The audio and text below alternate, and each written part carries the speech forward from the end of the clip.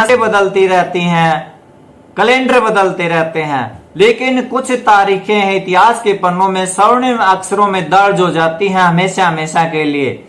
नमस्कार, मैं विनोद मेंढी, शिक्षा प्रेरक संघ हरियाणा प्रदेश अध्यक्ष। आज सभी देशवासियों को, विशेषकर हिंदी प्रेमियों लोगों को है ये बताना चाहूंगा कि आज के दिन 31 जुलाई 1880 को है महान विचारक, साहित्यकार, उपन्यासकार, कथाकार मुंशी प्रेमचंद जी का जन्म हुआ था। जिस प्रकार से सभी हिंदी प्रेमी और देश प्रेमी जानते हैं कि मुंशी प्रेमचंद जी का जीवन ही एक कहानी है। उन्होंने अपनी लेखनी में मजदूर, किसान, शोषित वर्ग, महिला की आवाज किस प्रकार से बुलंद करने का प्रयास किया है। तो आप सब जानते हैं कि उनका जीवन है किस प्रकार से है, बाल्यकाल से संघर्षों से भरा पड़ा था। बचपन में ही, अल्प आयु में ही उनकी माता का साया उनके सिर से उठ गया। छोटी सी आयु में जब वो 9वीं कक्षा में पढ़ते थे, 9वीं कक्षा के विद्यार्थी थे, उस समय ही उनका विवाह कर दिया गया, जो कि पूरी तरह से अमेल था, क्योंकि उनकी पत्नी है वो उनसे उम्र में भी बड़ी थी और मुंशी प्रेमचंद जी से किसी भी प्रकार से विचारों से, मानसिकता से मेल नहीं रखती थी।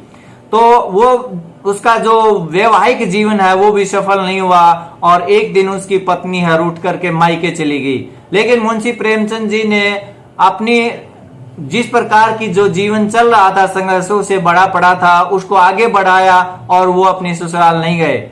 आगे आने वाले जीवन में हालांकि उन्होंने शिवरानी बाल विधवा से विवाह किया, जिससे उसे 3 पुत्र भी प्राप्त हुए। शिवरानी ने स्वयं मुंशी प्रेमचंद पर एक कहानी लिखी थी जिसका नाम था प्रेमचंद के घर में। तो 16 वर्ष की आयु में उनके जीवन में है दुखों का पहाड़ टूट पड़ा। उनके पिता का स्वर्गवास हो गया, जिसके बाद आर्थिक रूप से भी है पूरी जिम्मेवारी है मुंशी प्रेमचंद पर आन पड़ी। लेकिन उन्होंने हार नहीं मानी और संघर्षों से लड़ना जारी रखा। उस समय 5 रुपए मात्र ट्यूशन के रूप में वो कमाते थे, ट्यूशन पढ़ाते थे, जिससे वो अपने परिवार का पालन पोषण करने लगे।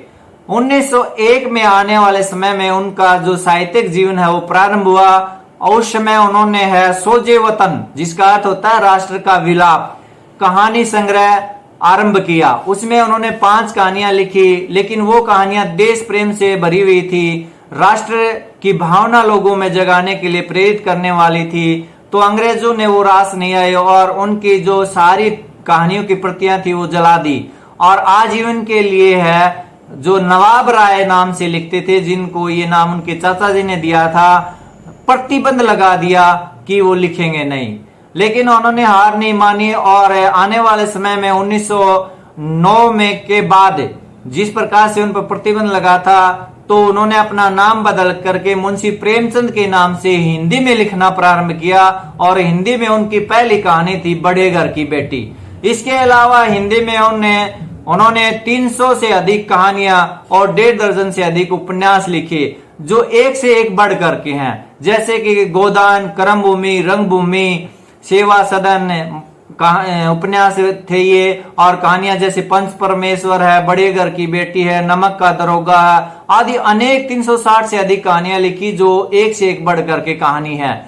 जो उनकी जब कलम चलती थी तो मजदूर, किसान और शोषित वर्ग, महिला, बाल विवाह, विधवा विवाह, छुआछूत, जाति पाति आदि सभी बुराइयों के खिलाफ चली। तो उन्होंने है इस प्रकार से अपना लेखन कार्य है वो हिंदी में शुरू किया और वो हिंदी साहित्यकार के रूप में विख्यात हुए।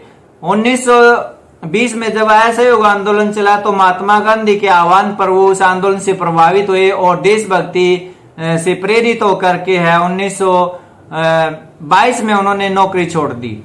लेकिन चोरा चोरी की घटना से है वो उनके जो आंदोलन की जो रूपरेखा होनी चाहिए थी वो सफल नहीं हो पाई और सपनों पर पानी फिरा। बाद में है वो सरस्वती प्रेस नाम से उन्होंने अपना खुद का व्यवसाय शुरू किया, जिसमें हंस और जागरण जैसी पत्रिकाएं प्रकाशित की। लेकिन वो भी अंग्रेजों को रास नहीं आई तो उसको भी उन्होंने बंद कर दिया। बाद में वो फिल्म नगरी मुंबई चले गए और वहां उन्होंने लिखना आरंभ किया। 1 साल के अनुबंध के आधार के हिसाब से उन्होंने पहली जो कहानी लिखी मजदूर, उन पर उनकी फिल्म बनी। लेकिन जिस प्रकार से प्रेमचंद का साहित्य पाठकों को पसंद आया, उस प्रकार से दर्शकों को है फिल्में रास नहीं आई। तो उन्होंने 1 साल के अनुबंध को पूरा किए बिना ही है वो इलाहाबाद लौट आए। 1935 में जब इलाहाबाद लौटे तो उनका स्वास्थ्य भी कुछ खराब रहने लगा था, लेकिन 1936 में अखिल भारतीय हिंदी संघ लेखकों के एक सम्मेलन हुआ लखनऊ में, जिसकी अध्यक्षता करते हुए उन्होंने अंतिम भाषण में कहा था कि किसी भी हिंदी साहित्यकार को है ये नहीं मानना चाहिए कि वो है लोगों का मनोरंजन करने का साधन है, बल्कि वो समाज को आईना दिखाने का काम करे। आज के जो लेखक हैं, साहित्यकार हैं, गायक हैं, उनसे भी मैं अनुरोध करना चाहूंगा कि मुंशी प्रेमचंद की कहानियों से, उपन्यासों से प्रेरित होकर के जिस प्रकार से उन्होंने शोषित वर्ग की आवाज उठाने का काम किया था, तो आप भी अपनी लेखनी में है इसी प्रकार से आवाज किसान, मजदूर और शोषित वर्ग की आवाज बुलंद करने का काम करे, ताकि देश है उन जैसे महान साहित्यकारों का सपनों को साकार कर सके। और मैं आपसे है अनुरोध और विनय करना चाहूंगा और ये एक अपील करना चाहूंगा कि आज ही के दिन है मेरे बेटे अंकुर का जन्मदिन भी हुआ था। 31 जुलाई को आज ही के दिन उनका भी जन्मदिन है। मैं आप सभी दोस्तों से, मित्रों से ये आशीर्वाद चाहूंगा कि मेरे पुत्र को भी आप आशीर्वाद दें, ताकि वो भी मुंशी प्रेमचंद जैसा महान विचारक, साहित्यकार, कथाकार और देश की आवाज, शोषित वर्ग की आवाज, महिला की आवाज और किसान मजदूर की आवाज उठाने वाला बने। जय हिंद, जय हिंदी।